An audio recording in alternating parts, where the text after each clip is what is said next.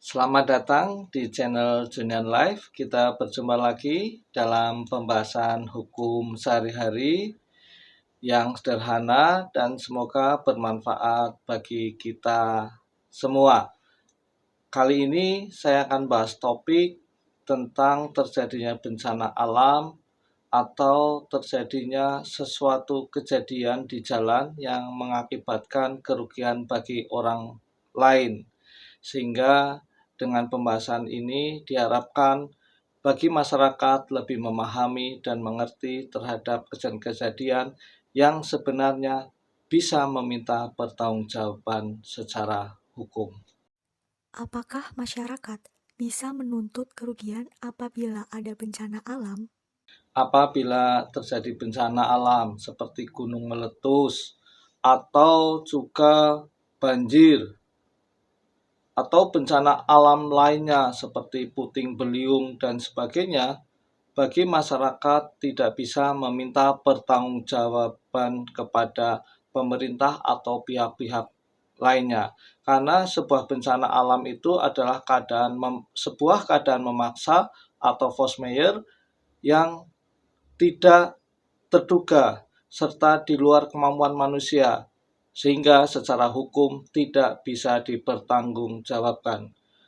Sering terjadi kalau kita melihat atau membaca dalam perjanjian-perjanjian dicantumkan klausul tentang keadaan memaksa atau formah, bahwa dengan adanya keadaan memaksa, para pihak atau salah satu pihak tidak bertanggung jawab secara hukum untuk memenuhi prestasinya.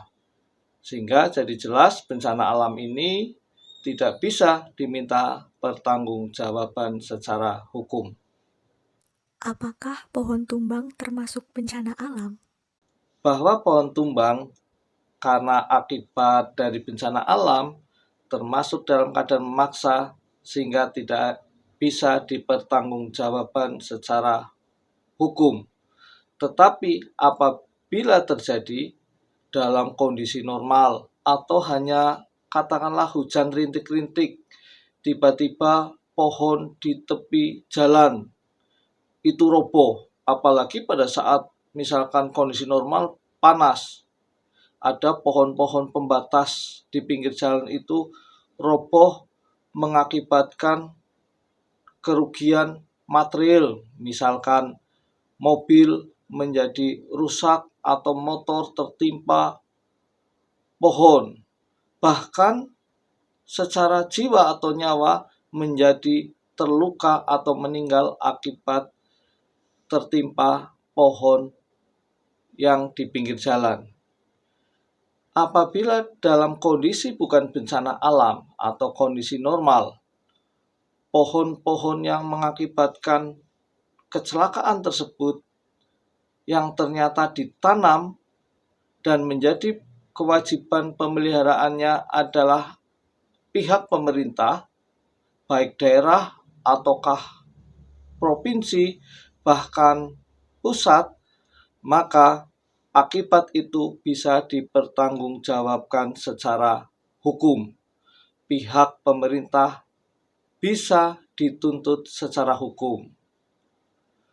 Kecuali kalau pohon itu ada di hutan, tidak ada yang menanam, tiba-tiba roboh membuat cedera seseorang atau kerugian barang, tidak bisa dituntut secara hukum karena tidak ada yang bertanggung jawab untuk memelihara atau menanam. Apa akibat hukum jika terjadi pohon tumbang yang mengakibatkan kematian orang? Terhadap pohon tumbang dalam kondisi normal atau kondisi tidak adanya bencana, maka bisa dipertanggungjawabkan secara hukum. Pihak yang bertanggung jawab yang sering terjadi adalah pohon tumbang di pinggir jalan. Di pinggir jalan ini, maka yang bertanggung jawab adalah pemerintah yang bertugas memelihara dan menanam pohon tersebut. Pemerintah itu bisa pemerintah daerah, provinsi, ataupun pusat sesuai dengan kewenangannya.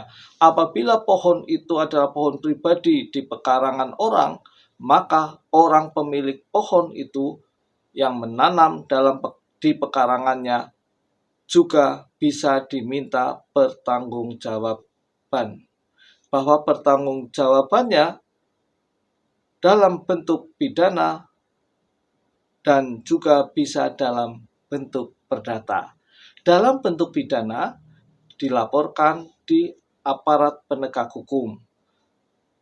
Adapun kejadian-kejadian terhadap kecelakaan pohon tumbang yang bukan karena bencana alam, tapi karena kelalaian atau kesalahannya dari orang yang menanam atau memelihara, bisa dikenakan pasal KUHP dengan ancaman bisa sampai 5 tahun.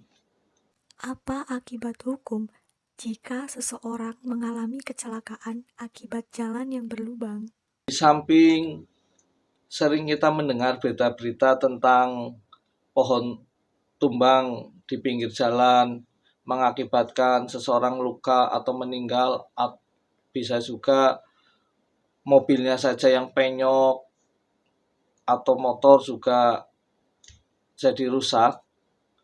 Sering juga kita mendengar tentang adanya kecelakaan tunggal akibat jalan berlubang. Akibat jalan berlubang menimbulkan kecelakaan bagi pengendara yang melewatinya, baik kendaraan roda 4 maupun roda 2. Terhadap kejadian kecelakaan ini pun bisa dipertanggungjawabkan secara hukum. Kepada siapa pertanggungjawabannya? Kepada pemerintah yang memelihara jalan tersebut. Pemerintah itu sekali lagi bisa pemerintah daerah, pemerintah provinsi, bahkan sampai pemerintah pusat, tergantung jalannya. Kalau memang itu jalan kabupaten, berarti Pemda. Pemda yang harus bertanggung jawab. Kalau jalan provinsi, berarti pemerintah provinsi yang bertanggung jawab, atau jalan nasional berarti pemerintah pusat. Pertanggungjawaban ini sudah jelas tercantum dalam Undang-Undang Nomor 22 Tahun 2009 tentang lalu lintas dan angkutan jalan, bahwa terhadap permasalahan akibat jalan berlubang ini bisa juga dikenakan hukuman secara pidana karena melanggar Undang-Undang Lalu Lintas Jalan. Apakah seseorang bisa meminta ganti kerugian atas tumbangnya pohon atau jalan berlubang?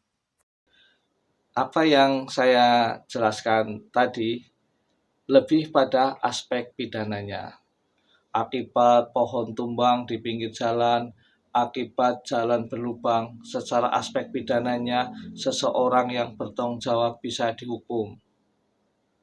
Kadang tidak hanya itu yang diperlukan dalam penegakan hukum, atau tidak hanya masalah pidana yang diminta oleh korban, tetapi kerugian material yang diakibatkan oleh kecelakaan itu, korban juga meminta pertanggungjawaban.